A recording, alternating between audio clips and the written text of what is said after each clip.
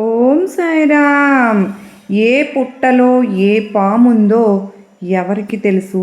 పిల్లల కోసం ఎన్నో చేశారు, ఎన్నో గుళ్ళు తిరిగారు. అయినా ఫలితం లేకపోవడంతో నిరాశపడుతున్న వాళ్ళ ఆవిడకి కళాకారుడండి. వాళ్ళ ఆవిడ ఎన్నో పూజలు చేయించే దేవుడు లేదు, మొక్కని దేవుడు లేడు. పిల్లల్ని ఈ దేవుడు కరుణిస్తాడు, మీకు సంతానం కలుగుతుంది అని ఎవరు చెప్పినా ఎన్నో పూజలు చేశాము, ఎన్నో గుళ్ళు తిరిగాము, అయినా ఫలితం లేదు. పైగా ఆ గుడికి మన ఊరికి చాలామంది దూరం వద్దు వెళ్ళాలనుకున్నా కూడా ఎప్పుడు మనకు సంతానం ఇస్తాడు గుడికి, ఏం చేయాలి, ఏం వద్దు అని చెప్పి అతను వాళ్ళ ఆవిడతో అన్నాడు. కానీ ఆవిడ ఆ మాటలు ఏమీ వినలేదు. ఏ పుట్టలో ఏ పాముందో ఎవరికి తెలిసాము? ఇన్ని చేశాము, ఈ ఒక్క అడుగు వెనక్కు వేయకుండా వెనకాడకుండా ఇది కూడా చేద్దాం, వెళ్దాం పదండి అని గుడికి వెళ్ళారు. గుడికి వెళ్ళి దర్శించుకుని పూజ అనేది పూర్తి కంప్లీట్ చేసుకున్న తర్వాత బయటకు వచ్చేశారు. బయట భిక్షాటం చేసే వాళ్ళు ఉంటారు కదా, అక్కడ ఒక ముసలావినికి వీళ్ళు భిక్షం వేయడానికి వెళ్ళారు. ఆ ముసలావిడ అతని భార్యను చూసి చల్లగా ఉండమ్మా అని దీవించుకుంటూ ఎక్కడి నుంచి వచ్చారు, ఏ ఊరిని మీది అని చెప్పి అడుగుతుంది. అప్పుడు వాళ్ళు ఇలా అని చెప్పి వాళ్ళ ఊరి పేరు చెప్పారు. అయ్యో, అంత దూరం నుంచి ఎందుకు వచ్చారమ్మా?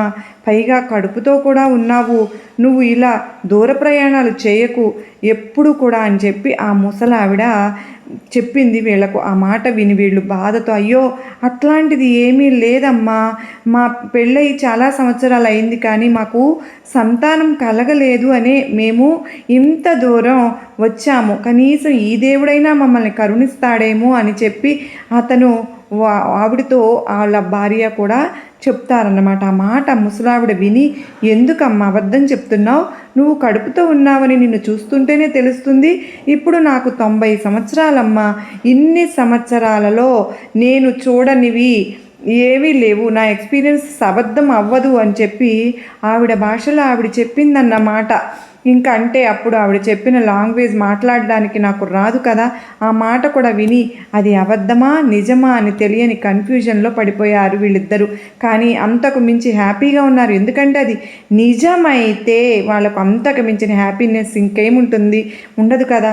ఇక్కడ మీకు ఒక డౌట్ రావచ్చండి, అది నేను క్లారిటీగా చెప్పలేను కానీ ట్రై టు అండర్స్టాండ్. ఇప్పుడంటే లేడీస్కి అన్నీ తెలుసు, ప్రతి మంత్ తన హెల్త్ని, తన కేరింగ్ని తను చూసుకోగలుగుతుంది. కానీ అప్పట్లో మన అన్న వాళ్ళు అంతగా మన అమ్మ వాళ్ళు పట్టించుకునే వాళ్ళు కాదు కదా. ఆ పొలాలలో వెళ్ళి వచ్చి ఇంట్లో పనులు బిజీగా ఏదో ఈ మంత్ని సరిగ్గా పట్టించుకునే వాళ్ళు. అలాగే ఇతని భార్య కూడా అర్థమైన తర్వాత హాస్పిటల్కి వెళ్ళి చెక్ చేయించుకున్నారు. అందులో తేలింది ఈవిడికి కన్సీవ్ అయ్యింది, ప్రెగ్నెన్సీ. ఇంకా ఎంతో హ్యాపీనెస్ ఇంటికి వచ్చి ఇంట్లో అందరికీ చెప్పేశారు, అందరూ హ్యాపీగా ఉన్నారు. ఈ విషయం వాళ్ళ నాన్నకు కూడా చెప్పారు. ఇంకా తనకు కూడా మనసు ఉండబట్టలేదు, ఎందుకంటే ఎన్నో సంవత్సరాల బాధ ఇప్పుడు సంతోషంగా మారింది కదా. ఇంకా ఆవిడ డెలివరీ అయ్యేంత వరకు నేను ఉంటానని చెప్పి వీళ్ళందరికీ చెప్పి వచ్చి అమ్మాయి వాళ్ళ నాన్న కూడా ఇంకా ప్రెగ్నెన్సీ 9 months కంప్లీట్ అయ్యాయి. ఆవిడకి తన డెలివరీ టైం కూడా వచ్చేసింది. ఒకరోజు సడన్గా మిట్ట మధ్యాహ్నం ఆవిడకి పెయిన్ స్టార్ట్ అయ్యాయి. ఇతనేమో పొలానికి వెళ్ళాడు భర్త, ఇంటి దగ్గర వీళ్ళ నాన్న ఈమెనే ఉన్నారు. వాళ్ళ అమ్మ కూడా పొలానికి వెళ్ళింది. వాళ్ళ నాన్న ఒక్కడే హాస్పిటల్కి తీసుకెళ్ళలేరు కదా. అతని భార్య పొలానికి తన ఇంటికి తీసుకొచ్చేసరికి ఈవిడ డెలివరీ కూడా అయిపోయింది. వాళ్ళ నాన్న పొలానికి వెళ్ళేటప్పుడు చుట్టుపక్కల వాళ్ళని పిలిచి ఈవిడ దగ్గర పెట్టి వెళ్ళారనమాట. ఇంకా అలా హాస్పిటల్కి వెళ్లకుండానే ఆమె డెలివరీ అయిపోయింది. ఇంట్లోనే ఎంత అదృష్టమో కదా. పుట్టిన అమ్మాయి అబ్బాయి ఎవరైనది గెస్ట్ చేయండి ఫ్రెండ్స్ మీరే.